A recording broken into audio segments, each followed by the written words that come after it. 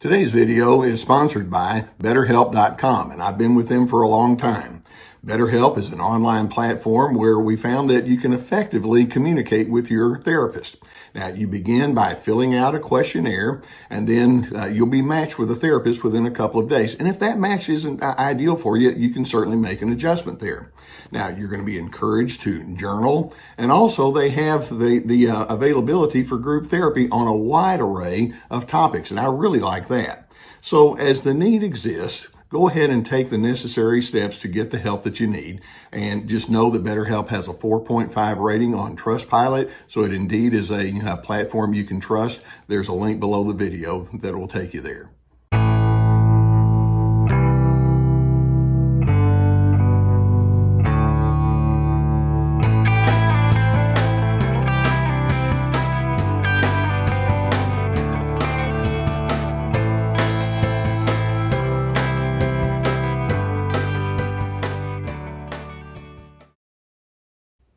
Hey, Team Healthy. Okay, I've got a primary question that we're going to focus in on here today. And I dare say that this is probably the single most common question that I receive, which is why I'm going to spend an episode on this one question. And that is, do narcissists know and understand that they are narcissists? Now, the answer can be yes and no, but mostly in the direction of no. Every now and then, when I was in my therapy office, that person would come into my counseling office and they would acknowledge, I know that I have some really big problems. I'm way too selfish and I'm way too controlling and something has to give. My whole life is collapsing. It's not working well for me. I need to change. Now, I want you to think, that narcissistic person in your life, have you ever heard them say anything like that?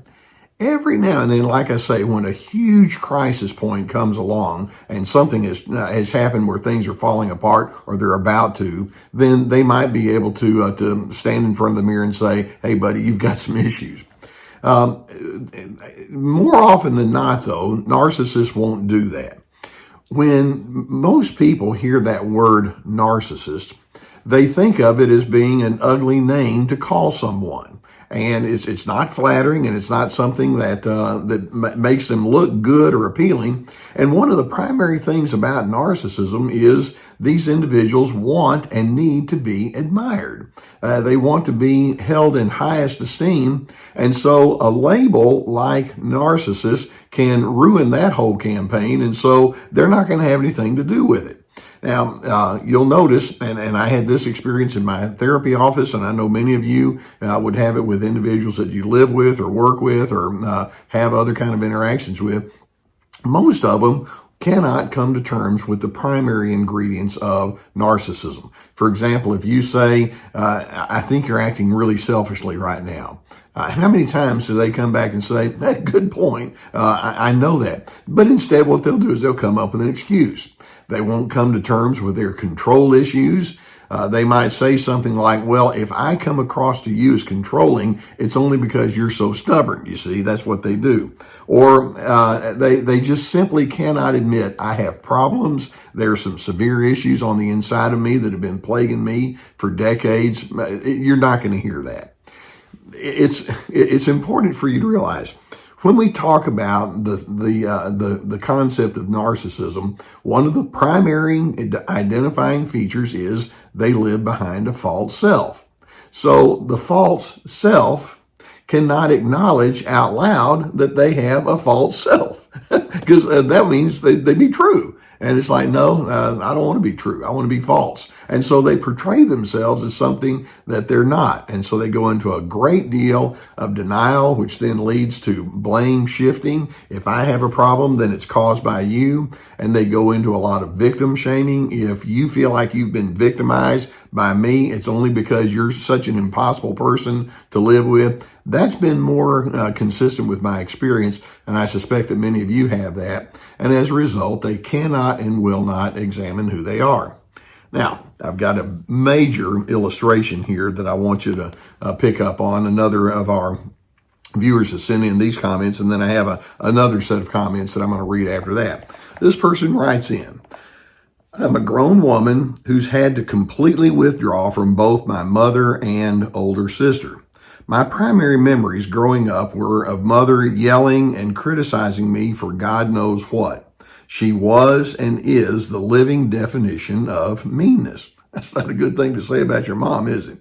I was a decent kid who tried to do the right thing and was well liked by almost everyone but her and my older sister, who's the spitting image of my mother, of our mother. My sister can best be described as filled with judgment and hate. Finally, I got up the courage to speak with both of them about my hurt, and my sister pointed her finger at me and said, "The problem with you is that you're a narcissist." This person says, "I almost fell out of my chair. Are these people so blind that they can't see what they are?" Now, this is a perfect illustration of what I'm talking about. This lady is talking about decades of meanness and hatred and condescension and probably a lot of conflict and tears and crying and arguing. And when she finally says, "There's a problem here, and I want you to examine your contributions to it," it's flipped back around onto her. That is exceedingly common with that narcissistic individual. One of the main offshoots of narcissism is they refuse to admit who they are. They can't take responsibility. So let's suppose that she says, "Remember that time when you called me out with this, that, and the other, and you were so mean to me and you were so insulting?" The family member predictably would come back around and they would say, "Well, the problem was with you. The problem was you did A, B, and C, and if I responded poorly, it's only because you set the whole thing up." And they will skirt the whole issue or the question of their dysfunction. For example, if I have hate or if I have anger, well, they're going to skirt it by saying, if that was the case, they'll even qualify that. They'll say, "Well, if that was the case, it's only because I have to put up with your nonsense." And so here you are. You say, "Well, what I'd like to do is I'd like to bring some common sense to these individuals. And I'd like to say what we're doing here isn't working." And you're thinking, well, who could possibly argue with something like that? And the answer is that person over there. And the one of the biggest confounding factors that you have to deal with is their complete lack of reasoning when it comes to psychological matters relative to themselves. Let me give you another comment that another person wrote in with. This person says, "Could I be right in saying that the missing element in the narcissist is self-awareness?" Yes. They seem to be willing to follow a self-righteous path every time. How do they conclude they're so much better despite overwhelming evidence to the contrary? Well, it's necessary. And by the way, when you say that one of the primary ingredients is a lack of self-awareness, bingo, and all the bells go off. Yes, yes, yes. You got the gold star on that one. Yes, they have a profound lack of self-awareness. But let's keep in mind that these individuals have to, when I say have to, I put it in quotation marks, they have to go along with their own lies as a matter of self-preservation. That's a pattern, that's a habit that they got into probably in their early developmental years, thinking, well, if I reveal my real self, then it is not going to go well. And so this can start, sometimes, a high percentage of the time, it's in their family of origin, but sometimes it goes beyond that, whether it's in a religious structure or in the school setting or the playground or in peer groups as they get older. It's like, well, there's a certain image I have to maintain, and they never learn how to get out of that. And so part of their ability or capacity for being accepted means I have to present myself as somebody that I'm not. And then if my problems do come through, I have to find ways to blame, so to look for scapegoats, etc., like I've been mentioning. And so when this person says, am I right in saying that they have a lack of self-awareness? It's like, yeah, they actually need, if you will, their lies. In order to break the pattern of narcissists, you have to admit faults. You have to seek forgiveness. You would need to concede that you have vulnerabilities and you have ongoing patterns. And when I say something like that, and if I were to apply that to the narcissist, whether they can consciously realize it or acknowledge it, what they would hear is, oh, so shame. That's what you're trying to put onto me.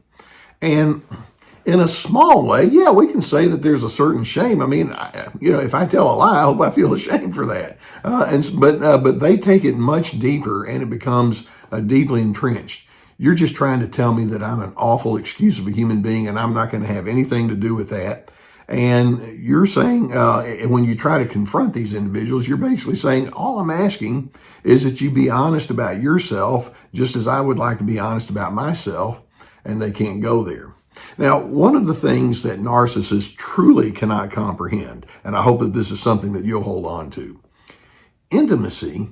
And when I say intimacy, the closest, the tightest, the most profound form of attachment with another person is built upon knowing each other's negatives and then loving one another along with knowing those negatives, and then assisting and encouraging each other in the process.